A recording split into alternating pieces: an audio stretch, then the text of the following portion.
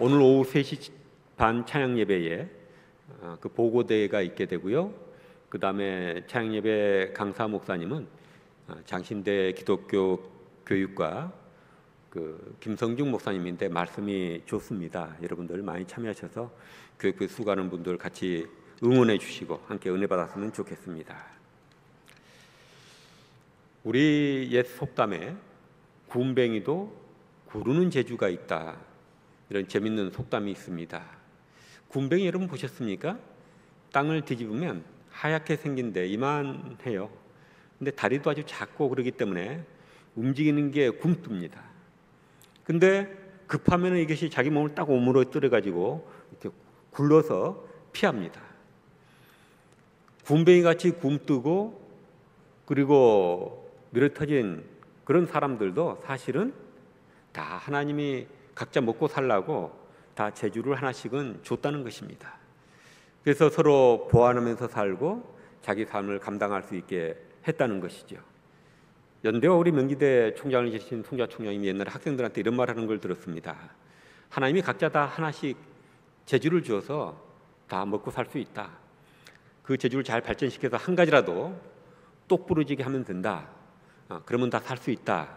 이런 얘기하는 것도 다 그런 취지에서 한 얘기일 것입니다.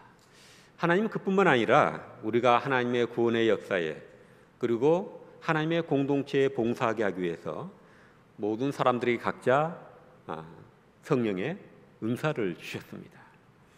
그 은사에 대한 얘기가 고린도전서 12장에 바울 사도가 잘 얘기하고 있죠. 또 로마서 14장에도 그렇게 얘기를 하고 있습니다. 근데 하나님이 재능과 은사를 각각 다르게 주시지만 다른 하나는 모든 성도들에게 공통되게 준 은혜가 있습니다. 그 은혜는 뭐냐? 모든 사람이 다 하나님의 힘을, 능력을 힘입어 살 수 있게 해주신 것입니다. 우리가 믿음 가운데 거하면 우리는 누구나 하나님이 주신 능력을 힘입어 살 수 있다는 것입니다. 그런데 하나님의 능력을 힘입어 사는 중요한 방법의 하나가 바로 기도입니다. 우리가 기도로 하나님께 구하면 하나님께서 우리에게 우리 삶을 감당할 수 있는 인생의 힘으로 삼을 수 있는 능력을 우리에게 주신다는 것입니다. 하나님은 이처럼 자기 자녀들에게 중요한 것들은 다 값없이 주십니다. 우리가 호흡을 20-30초만 멈춰도 힘들죠. 더 멈추면 질식해서 죽습니다. 그래서 우리에게 공기를 주는데 값없이 공짜로 주세요. 우리가 햇빛을 적게 받으면 우울증이 걸리고 그러죠. 그래서 햇빛 일사량이 적은 곳에서는 이 우울증들이 많습니다. 햇볕도 공짜로 주십니다. 아름다운 계절들도 공짜로 주시고 또 우리가 물 같은 것도 물이 물론 구하기 힘든 적도 있지만 물을 하나님은 공짜로 주십니다. 근데 기도도 우리가 값없이 기도만 하면 다 하나님이 은혜를 받게 해주셨습니다. 근데 문제는 뭐냐면 사람들은 참 특이해서 공기나 태양이나 또 물이나 이런 것들은 우리 몸에 기묘한 것들이고 기도도 우리 삶에 기묘한 것들인데 공짜로 주니까 소홀히 합니다. 그래서 요즘은 교회에서 무슨 프로그램을 해도 성경 공부 같은 거 열어도 값없이 공짜로 하면 사람들이 빠지거나 나중에 중간에 그만둬요. 그래서 10,000원씩이라도 받습니다. 피 같은 돈을 10,000원이라도 내면 사람들이 아까워서 나오는 거예요. 참 특이하죠? 그 나라에서도 뭘 조금 내고 그 기회를 받게 합니다. 무료급식도 그냥 주는 것보다는 500원이나 1,000원을 받으면 사람들이 내가 얻어먹는다 이런 생각이 안 들고 마음이 편하니까 사람들이 더 많이 온다는 것입니다. 내가 돈을 조금이라도 내면 더 맛있게 느껴진다는 것입니다. 그래서 조금씩 다 받고 있습니다. 기도를 통해서 값없이 은혜를 주니까 사람들이 기도를 소홀히 하는 경우가 많습니다. 기도가 얼마나 소중한지 아는 분들은 이렇게 외치지요. 아무것도 없이 나이 20 어린 나이에 인도에 와서 어려운 고아들, 가난한 이들을 도왔던 사람이 바로 그 세계인의 존경을 받던 인물이 바로 캘커타의 테레사 수녀입니다. 그분의 글을 오래전에 읽었는데 기도에 대해서 이렇게 얘기를 했더라고요. 여러분들이 기도하고 있다면 염려할 것이 없겠습니다. 여러분들이 기도를 배운다면 기도를 사랑하게 될 것입니다. 기도가 너무 소중하니까. 기도에 능력이 있으니까. 그래서 이분은 이렇게 또 얘기를 해요. 기도가 우리 인생의 가장 중요한 무기라는 이 사실을, 이 기쁜 소식을 온 세상에 전합시다. 기도가 얼마나 능력이 있고 기도가 얼마나 중요한 것을 알았던 그는 그렇게 얘기를 했던 것입니다. 성경의 많은 인물들은 기도의 인물들이었습니다. 오늘 다니엘은 바로 기도를 자기 삶의 힘으로, 무기로 삼았던 그런 인물이어서 이 인물의 얘기를 함께 나누려고 합니다. 다니엘은 어떤 인물이었냐면 그는 왕족 아니면 귀족이었을 거라 보고 있습니다. 왕족, 주전 605년에 신바빌로니아의 전성기를 이끌었던 느부갓네살 왕이 유다를 1차 침공합니다. 그리고 그 중에 다니엘 1장에 보면 왕족과 귀족들을 포로로 잡아갔다고 되어 있어요. 그러니까 그는 출신이 이스라엘에서는 엘리트 출신이었습니다. 그는 예모가 또 준수하고 그리고 지혜가 뛰어나고 모든 지식에 통달하고 학문에 능한 인물이었다고 소개가 되고 있습니다. 그러니까 궁계 일학 같은 그런 존재였습니다. 이 사람이 포로로 잡혀갔는데 훌륭한 것은 뭐냐면 그곳에 잡혀가서 70년 동안을 네 왕을 섬겼어요. 고위 관료로서. 신바빌로니아의 느부갓네살, 그의 아들 벨사살 왕, 그 다음에 바벨론을 깨뜨리고 들어온 페르시아, 이 바사와 메데라고 나오죠.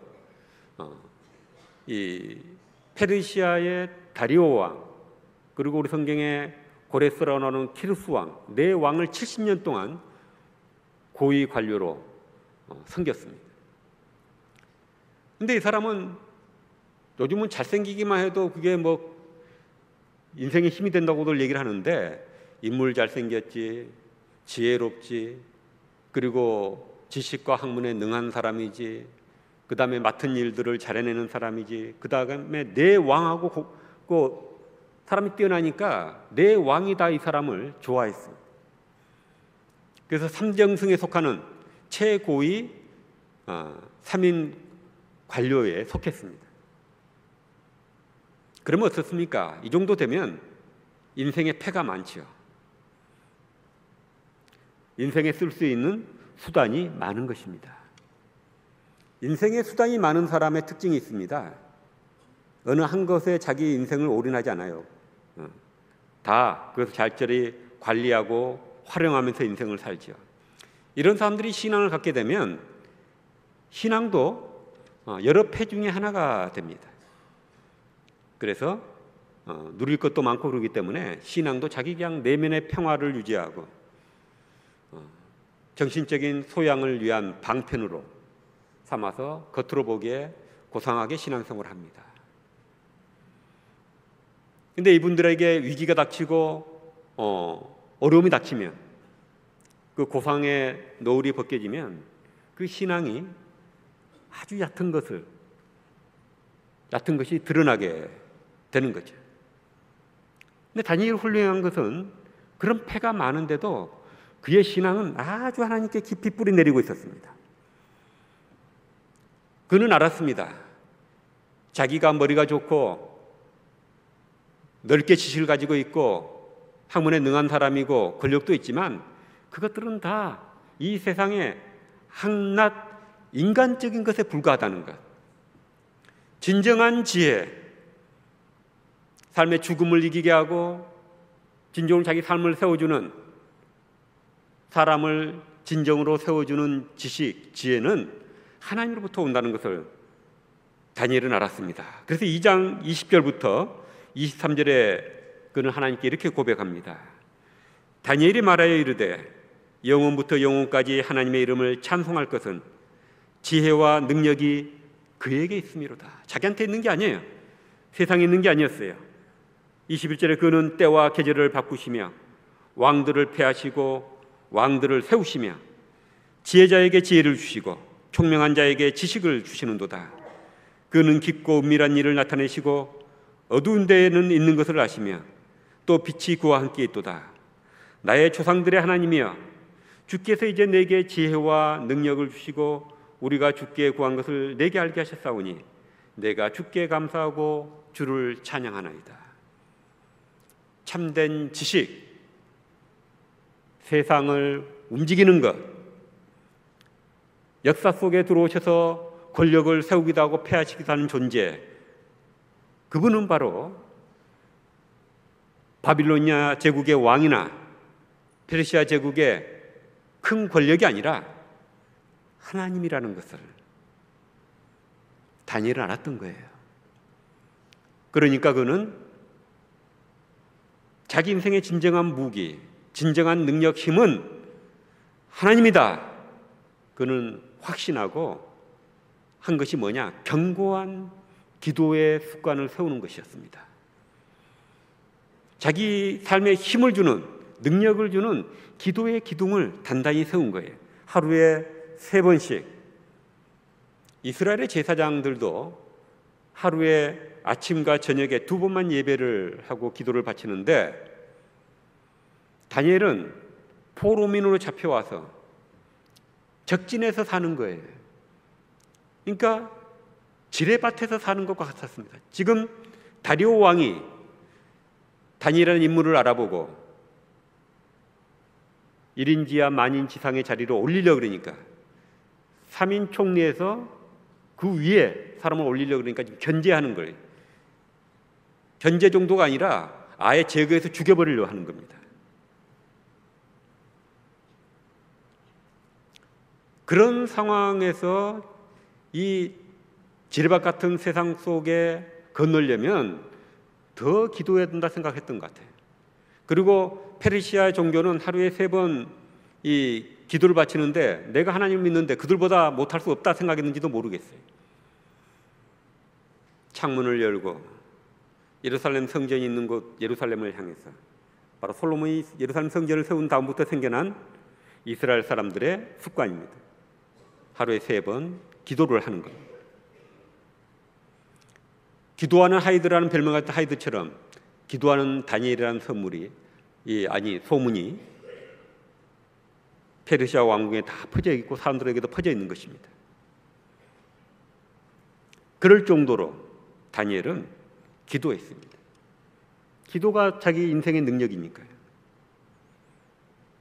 일제 때 독실한 기독교인이었던 김영기 장로, 그분은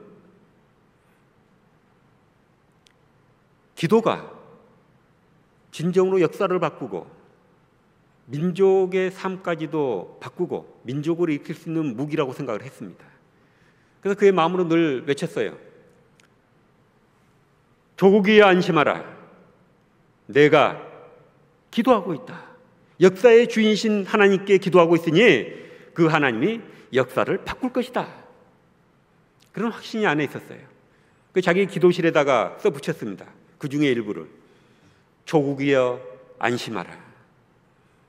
기도하면 역사가 바뀔 거라고 믿었던 것입니다. 그리고 농촌운동을 하면서 가난한 농민들을 일으켜 세우고 그걸 통해서 민족을 일으켜 세우려고 했던 것입니다. 그래서 가난한 농문학교 지금도 가면 그분의 기도실에 그 자녀들이 이제 농문학교 교양을 지나고 있지만 조국이 안심하라고 지금도 그 패가 써붙여져 있는 것을 볼 수가 있습니다. 우리도 그랬으면 좋겠어요.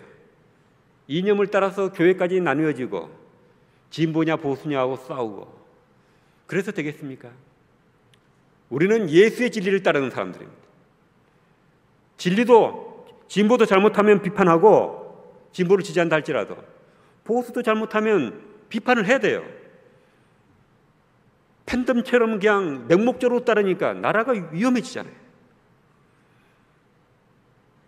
하나님의 관점에서, 하나님의 진리의 입장에서 내가 지지하는 사람보다 못한 것은 못한다 그래야 그 사람들이 바르게 하는 거예요. 교회가 정신을 차리고 바로 서야 나라의 중심이 잡히는 것입니다. 그래서 우리는 기도할 때 이래야 되는 거예요. 국민들한테 조국이 안심하라. 내가 기도하고 있다. 그리고 여러분 어려움이 있을 때 그렇게 여러분 자신에게 선포하세요. 용기 있게 선포하세요. 철수야, 안심하라. 내가 기도하고 있다. 내가 기도하고 있다. 저도 하나님이 제 삶에 들어와서 역사하시고 이 역사 가운데 역사하신다는 걸 믿기 때문에 인생을 살다 보면 어려울 때가 있죠. 그럼 마음이 힘들 때가 있죠. 근데 하나님이 기도하면 나를 마음을 지켜주시고 내 길을 인도하신다는 걸 알기 때문에 또 어려움이 있어도 기도하면 하나님 나를 지키시고 그 어려움이 가져오는 고통만큼 내가 고통을 안 느낀다는 걸 제가 체험을 해요. 하나님이 나를 와서 도우시고 계시는데 마치 내가 무슨 뭐 대단한 일 한 것처럼 징징대서는 안 되겠다는 생각이 들더라고요. 그 언젠가부터 힘들면 제가 제 가슴을 치면서 이렇게 얘기합니다. 기도하면서 재홍아, 징징대지 마라. 징징대지 마라. 하나님이 너를 도우시고 너와 함께 하시는데 뭐 그렇게 징징대냐. 징징대지 마라. 그럼 제 마음에 힘이 확 솟아오르고 그리고 다시 정신이 번쩍 드는 거죠. 내가 기도하고 있는데 뭐 그렇게 힘들어할 필요가 뭐 있나. 또 실제로 힘들지 않아요. 그 고통이 그 고난이 주는 것만큼 하나님이 나를 붙드시니 힘들지 않은 것을 느낍니다. 여러분 우리가 한번 해보십시다. 연습을 해야 여러분들 집에 가서 할 것 같아요. 징징대지 마라. 징징대지 마라. 우리 이종훈 집사님 웃으시는데 종호야 징징대지 마라. 네? 한번 해보세요. 그 힘이 납니다. 안심하라. 안심해라. 징징대지 마라. 예. 다니엘은 징징대지 않았습니다. 담대하게 지금 자기를 걸잖아요. 죽이려고. 지금 고위 관리들이 다리오 왕한테 찾아온 거예요. 다리오 왕은 지금 바빌론을 정복하고 이 새로운 땅에 자기 권위를 세우는 게 중요한 그런 과제가 되어 있는 것을 이 사람들이 알고 와서 감사하게 얘기하는 거죠. 왕이야, 30일 동안 왕의 나라에서 왕 외에는 어떤 신에게도 어떤 사람에게도 구하지, 즉 기도하지 못하게 금령을 내리십시오. 그 말은 여기 다 설명하고 있지 않지만 그래야 왕의 권위가 서서 나라를 제대로 다스릴 수 있습니다. 30일이라고 정한 것은 메소포타미아 지역에 있는 그 사람들, 아시리아, 바빌론, 페르시아 이런 지역의 사람들은 이 신들에 대한 이 존중이 강했기 때문에 더 길게 잡으면 또 그게 신성모독이 될 수 있기 때문에 30일 정도로 잡은 것 같아요.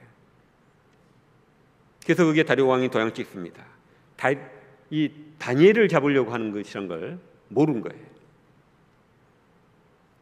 그리고 그 사람은 사자굴에 집어 던지기로 했습니다. 다니엘이 그걸 다 알지만 자기도 고위 관료니까 자기를 잡으려 한다는 것도 너무 잘 알죠. 근데 아무 일 없는 것처럼 징징대지 않고 창문을 열고 성전을 향해서 하루에 3번 기도하는 것입니다. 그리고 체포당하죠. 그러면 사람들은 다 실망하죠. 하나님이 내 기도를 들어주시지 않으셨구나. 그러나 다니엘은 사자굴에까지 들어가는 것입니다. 사자가 아가리를 벌리고 있는데 사자 아가리로 들어가는 거예요. 믿음으로 들어갔더니 하나님이 사자 아가리를, 벌린 아가리를 봉하고 닫으신 겁니다. 여러분, 인생을 살다 보면 인생의 위기가 사자가 아가리를 벌리듯이 여러분을 잡아삼키려 같은, 그래서 내가 사자 아가리에 들어왔구나, 그런 생각이 들 때가 있어요. 그때도 여러분 다니엘처럼 기도하세요. 그리고 기도를 통해서 사자 아가리와 같은 그 위기를 닫아버리고 담담히 나오시는 여러분 되시기를 바랍니다. 기도가 능력이 있는 겁니다. 그래서 다니엘이 멋있는 거예요. 그는 이 기도로 사지를 벗어나잖아요. 기도로 인생의 무기로 삼고 힘을 삼아서 사지를 벗어나는 거예요.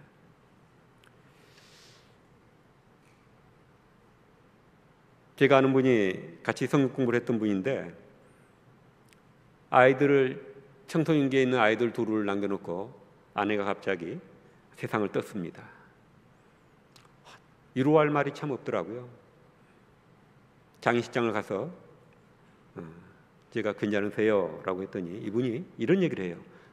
목사님, 이스라엘 사람들이 출애굽에서 나올 때 홍해 물을 하나님이 가르시고 그 물의 벽을 하나님이 만드시고 이스라엘 사람들을 덮치지 못한 것 같이 하나님이 이 큰 슬픔을, 배우자의 사별이 제일 큰 슬픔이요, 제일 큰 이 스트레스라 그러잖아요. 이 슬픔이 나를 덮치지 못하게 하나님이 옆에서 딱 벽을 만들고 있는 것 같은 느낌이 듭니다. 그리고 그분은 그 고난의 강을 건너고 믿음으로 건너고 자녀들도 잘 키워냈습니다. 기도가 고난의 강을 가르게 하는 거예요. 제가 신학대 교수할 때 한 학생이 오후 수업이 끝나고 나면 학교가 애들이 다 집에 가고 조용해지면 빈 예배실에 와서 큰 소리로 기도하는 거예요.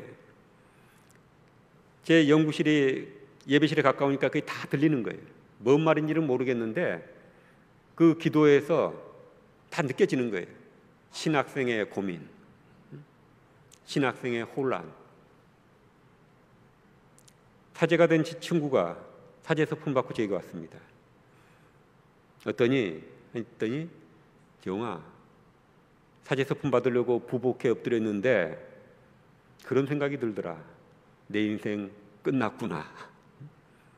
세상의 모든 욕망들 다 자르고 이제는 옷도 내가 입고 싶은 옷을 못 입고 늘 사제복만 평생 죽을 때까지 입어야 되는 거구나. 세상의 재미도 뭐도 다 버리고 이제는 주의 종의 길을 가는 거구나. 그런 생각이 들었다고 하더라고요. 목사도 마찬가지죠. 신학생들이 많이 방황하고 힘들어하는 경우가 많습니다. 하나님을 체험하고 소명 체험을 했다 할지라도 목사직이란 그 중압감 때문에 그걸 피하고 싶어서 소명 체험을 했어도 그때 내가 뭘 잘못 들은 게 아닐까? 도망가고 싶은 거죠. 그때 내가 막 기도하고 내 혼자 열정에 쌓여가지고 그런 음성을 듣고 그런 환상을 보고 그런 꿈을 꿨던 게 아닐까? 마음에 그런 확신이 생겼던 게 아닐까? 내가 이 성격에 그 많은 사람들의 성도들의 불평과 불만 다 들어주고 인내하면서 성도들을 돌볼 수 있을까? 고단한 인생을 살면서 주일마다 찾아오는, 예배 때마다 찾아오는 성도들에게 은혜로 채워주며 그들의 약해진 무릎을 이렇게 세울 수 있을까? 그런 중압감이 굉장히 큰 것입니다. 근데 제게 확신이 생겼어요. 그 아이의 진실된 간절한 기도하는 것을 보면서 너가 그 혼란의 강을 건너게 될 거다. 근데 아니나 다를까 얼마 뒤 그 아이가 찾아왔어요.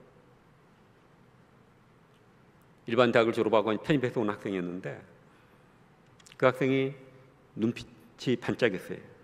그리고 자기 기도하면서 자기가 가야 될 길로 선택한 이 주의 종의 길에 대한 확신을 하나님이 주셨다고 환한 얼굴로 저한테 눈을 반짝이면서 얘기를 했습니다. 그 제가 속으로 네가 그 혼란의 강을 기도로 건넜구나 하면서 그 학생에게 얘기했습니다. 너가 기도하는 사람이고 진실된 사람이니 너가 잘해낼 거야. 걱정하지 마라. 그렇게 얘기했는데 제가 예측한 대로 좋은 목사님이 돼서 목회를 잘하고 있습니다. 기도로 그 어려운 강을 걷는 것입니다. 다니엘은 자기 인생의 숱한 고난들을 사지를 기도로 벗어나고 걷는 사람이었습니다.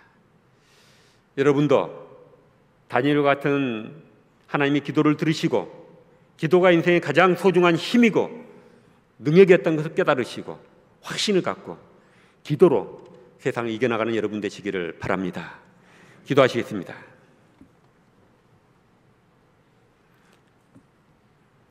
믿음을 가지시고 여러분 아프신 곳에 손을 얹고 함께 기도하십시다.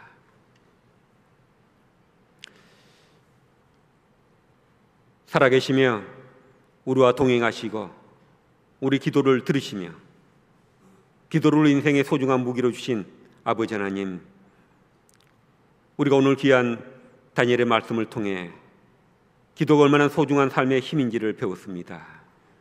기도로 고통을 가르고 사지를 벗어나는 그 능력의 사람들 될 수 있도록 우리 성도들 기도의 문을 열어주시고 더 깊은 기도의 세계로 들어갈 수 있도록 인도해 주시옵소서.